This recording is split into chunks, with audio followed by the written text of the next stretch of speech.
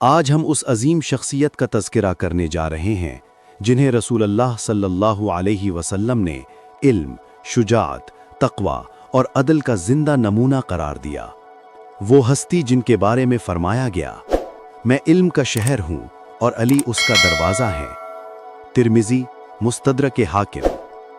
حضرت علی کرم اللہ وجہہ کی ولادت خانہ کعبہ کے اندر ہوئی۔ یہ اعزاز کسی اور کو حاصل نہیں۔ یہ اس بات کی علامت تھی کہ اللہ تعالیٰ نے اس بچے کو خاص مقصد کے لیے پیدا فرمایا تھا۔ حضرت علی بچپن ہی سے رسول اللہ صلی اللہ علیہ وسلم کی گود میں پرورش پاتے رہے۔ جب نبوت کا اعلان ہوا تو سب سے پہلے ایمان لانے والوں میں حضرت علی شامل تھے۔ اس وقت ان کی عمر تقریباً 10 سال تھی۔ یہ وہ وقت تھا جب مکہ میں اسلام قبول کرنا اپنی جان خطرے میں ڈالنے کے مترادف تھا، مگر حضرت علی نے کبھی خوف کو قریب نہیں آنے دیا۔ جب کفار مکہ نے رسول اللہ صلی اللہ علیہ وسلم کو شہید کرنے کا منصوبہ بنایا تو آپ صلی اللہ علیہ وسلم نے حضرت علی سے فرمایا کہ وہ میرے بستر پر سو جائیں۔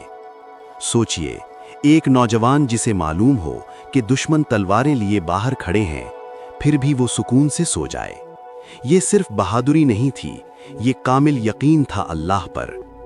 قرآن میں فرمایا گیا، اور لوگوں میں سے کچھ وہ ہیں جو اللہ کی رضا کے لیے اپنی جان بیچ دیتے ہیں۔ سورۃ البقرہ، آیت نمبر 207۔ مفسرین کے مطابق یہ آیت حضرت علی کے اسی عمل کے بارے میں نازل ہوئی۔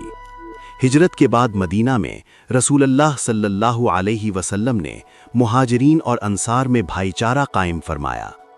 ہر شخص کو کسی نہ کسی کا بھائی بنایا، مگر حضرت علی پیچھے رہ گئے۔ حضرت علی کی آنکھوں میں آنسو آ گئے۔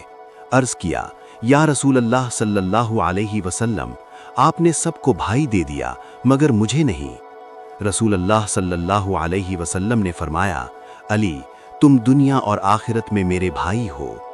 یہ کوئی معمولی جملہ نہیں تھا، یہ علی کے مقام کی سند تھی۔ غزوات کی تاریخ حضرت علی کی شجاعت سے بھری ہوئی ہے۔ غزوہ بدر میں نصف سے زیادہ کفار حضرت علی کے ہاتھوں مارے گئے۔ غزوہ احد میں جب بہت سے لوگ پیچھے ہٹ گئے، حضرت علی ڈٹے رہے۔ رسول اللہ صلی اللہ علیہ وسلم فرما رہے تھے، اے علی، تم مجھ سے ہو اور میں تم سے ہوں۔ بخاری۔ غزوہ خیبر کا واقعہ تاریخ کا سنہرا باب ہے۔ قلعہ خیبر کا دروازہ اتنا بھاری تھا کہ کئی آدمی مل کر بھی نہ ہلا سکے۔ رسول اللہ صلی اللہ علیہ وسلم نے فرمایا، کل میں جھنڈا اس شخص کو دوں گا جو اللہ اور اس کے رسول سے محبت کرتا ہے اور اللہ اور اس کا رسول اس سے محبت کرتے ہیں۔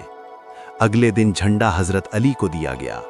حضرت علی نے اللہ اکبر کا نعرہ لگایا، قلعے کا دروازہ اکھاڑ پھینکا اور فتح حاصل کی۔ لیکن یاد رکھیے، حضرت علی صرف جنگجو نہیں تھے، وہ علم کا سمندر تھے۔ حضرت عمر رضی اللہ عنہ فرمایا کرتے تھے، اگر علی نہ ہوتے تو عمر ہلاک ہو جاتا۔ حضرت علی فرماتے ہیں، لوگو، مجھ سے پوچھو، آسمانوں کے راستوں کے بارے میں بھی پوچھ لو۔ نہج البلاغہ۔ وہ قاضی بھی تھے، معلم بھی، مصلح بھی اور عادل حکمران بھی۔ جب حضرت علی خلیفہ بنے تو بیت المال میں 1 درہم بھی اپنے لیے نہ رکھا۔ ان کا لباس پیوند لگا ہوا ہوتا تھا۔ ایک دن کسی نے کہا، یا امیر المؤمنین، آپ چاہیں تو بہتر لباس پہن سکتے ہیں۔ حضرت علی نے فرمایا، یہ لباس مجھے عاجزی سکھاتا ہے اور تکبر سے بچاتا ہے، یہی اصل عظمت ہے۔ حضرت علی کا عدل ایسا تھا کہ دوست اور دشمن سب مانتے تھے۔ ایک یہودی کے ساتھ مقدمہ پیش ہوا۔ قاضی نے حضرت علی سے گواہ مانگا۔ گواہ پورے نہ ہوئے تو فیصلہ یہودی کے حق میں ہو گیا۔ حضرت علی نے فیصلہ قبول کر لیا۔ یہ دیکھ کر وہ یہودی حیران رہ گیا اور فوراً مسلمان ہو گیا۔ کہنے لگا، ایسا انصاف صرف نبی کے وارث ہی کر سکتے ہیں۔ حضرت علی کی زندگی سادگی کا شاہکار تھی۔ راتوں کو یتیموں کے گھروں میں آٹا اور کھجوریں پہنچاتے، چہرہ ڈھانپ لیتے تاکہ پہچانے نہ جائیں۔ جب شہید ہوئے تو لوگوں کو پتہ چلا کہ یہ راتوں کا مددگار علی تھا۔ حضرت علی کی زبان سے نکلے ہوئے الفاظ آج بھی انسانیت کی رہنمائی کر رہے ہیں۔ جس نے خود کو پہچان لیا، اس نے اپنے رب کو پہچان لیا۔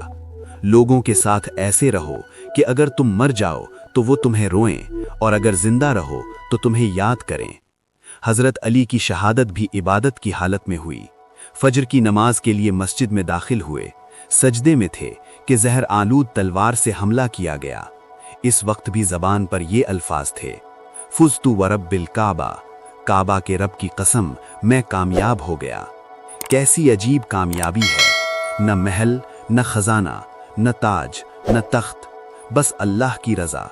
یہ ہمیں یہ سکھاتے ہیں کہ طاقت ہو تو عدل کرو، علم ہو تو عاجزی اختیار کرو، دولت ہو تو بانٹو، اور اگر کچھ نہ ہو تو اخلاق بانٹو۔ آخر میں دعا ہے، یا اللہ ہمیں حضرت علی کرم اللہ وجہہ کے کردار کا ایک ذرہ نصیب فرما، ہمیں حق پر قائم رہنے والا بنا، ہمیں عدل، صبر اور تقوی عطا فرما، آمین یا رب العالمین۔